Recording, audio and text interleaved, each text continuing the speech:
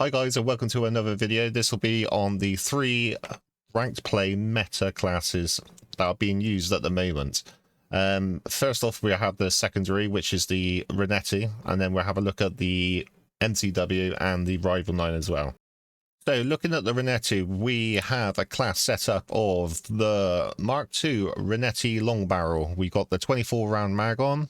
We're running with the Renetti wood grain grip, the F-Tac status folding stock, and the slate reflector. Now you can put any sight on, whichever takes your fancy, but I think this one, to be honest with you, is the best in the game. The only thing that I would probably switch out of this build would be the grip, possibly for this particular muzzle here, because all the rest of the muzzles are serious downgrade in bullet velocity generally, and this one doesn't decrease the velocity but also gives you a little bit of movement speed. But to be honest with you, I think the grip's a far better option because it takes so much off your ADS, and you need an ADS to be pretty quick, because generally when you're using this sort of gun, you are pulling the gun out because one, you've run out of ammo, or two, someone's jumping on you. So I think the grip is a far better option. Going into the Rival, we have the Rival C Clear Shot barrel, the Purifier muzzle brake, the X Phantom 5 hand stop, and the Rival Vice assault grip with the MTZ Marauder stock. Now this is basically, I think Shots uses this build, to be honest with you, and it is a laser beam. So easy to control. I mean, it shoots straight as a die. So looking at the game data for the SMGs that are actually allowed in rank play, I will bring this over for you. What I've done here is I put those SMGs in, AMR 9, Rival 9, Striker 9, WSB Swarm, WSB 9. Now if we have a look at the graph, this is based just on chest shots at the moment. The Swarm is in yellow and the Rival 9 is in orange. Now, the Swarm performs very well, obviously, as you expect, for close range, all the way along here. And then the Rival 9 in orange, which is also head-to-head with it. And they're quite a bit better than the other guns, to be honest, and that's why they are meta at the moment. Looking at the ADS time, as you can see, they split apart slightly, but this is only a 15 millisecond gap. Now, to be honest with you, that's negligible. I mean, human reaction time is round about 0.3 of a second anyway.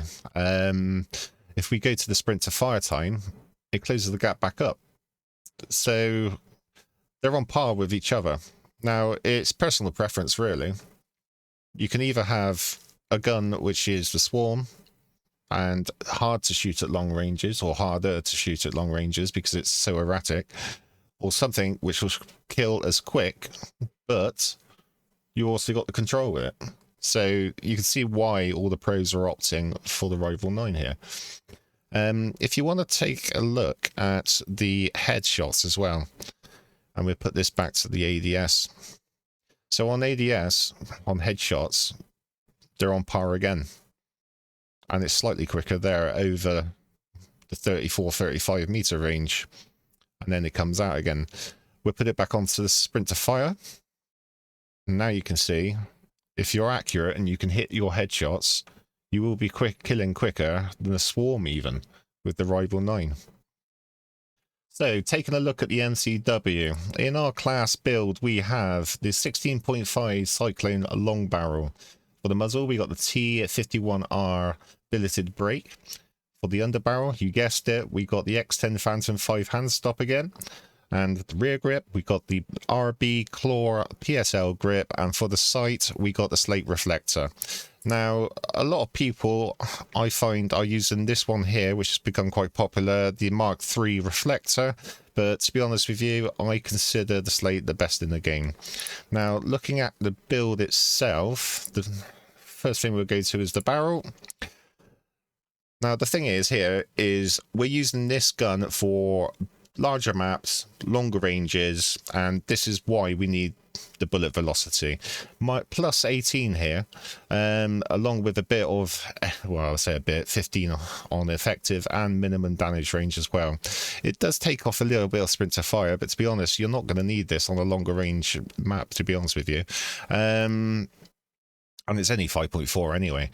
Looking at the muzzle, this actually was GA'd by the pros, and you can see why it's been GA'd by the pros, and that's because of the vertical recoil takes off 31.8%, which actually makes this gun turn into a blooming laser beam, to be honest with you.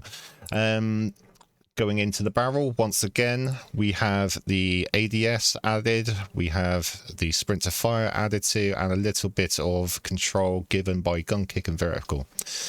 Going into the grip, we got control across the board with the gun kick, horizontal and vertical, nice stats, and it doesn't take away from any of the other stats, which is key for this gun. Okay, so should we take a look at the MCW and see how that performs on the game data? I think we should. Let's bring this over for you. I've done the same here, so we're only allowed to use 3 assault rifles in ranked play, and they are the MCW, Ram 7 and SVA 545. If we scroll down to the graph, let's see how it does. So chest shots on, nothing applied down here. MCW in red, Ram in orange, SVA in blue.